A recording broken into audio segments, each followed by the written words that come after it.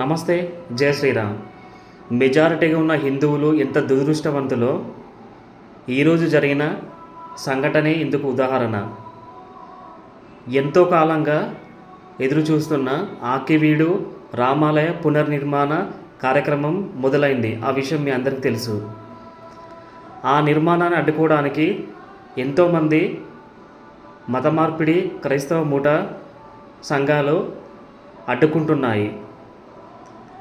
అయితే వాళ్ళందరినీ దాటుకొని ఆంధ్రప్రదేశ్ డిప్యూటీ స్పీకర్ రఘురామరాజు ముందుకు వచ్చి ఆ నిర్మాణాన్ని శంకుస్థాపనతో మొదలుపెట్టడం జరిగింది.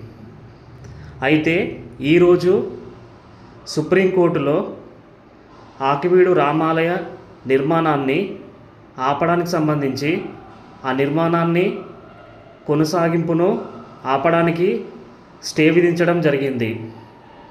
క్రైస్తవ మత మార్పిడి సంఘాలు వాళ్ళ బలాన్ని కోర్టులో కూడా చూపెట్టుకుంటున్నారు.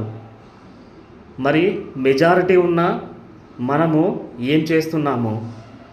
మన హిందూ దేశంలో, మన దేశంలో హైకోర్టు ఆ ప్రదేశము ప్రభుత్వ భూమి అని చెప్పిన తర్వాత కూడా అక్కడ రామాలయ నిర్మాణానికి కోర్టు పర్మిషన్ తీసుకున్న తర్వాత కూడా ఈ క్రైస్తవ ముఠా సభ్యులు అడ్డుకోవాలన్న ఉద్దేశంతో సుప్రీంకోర్టుకు వెళ్ళి మరి స్టే తీసుకురావడం జరిగింది.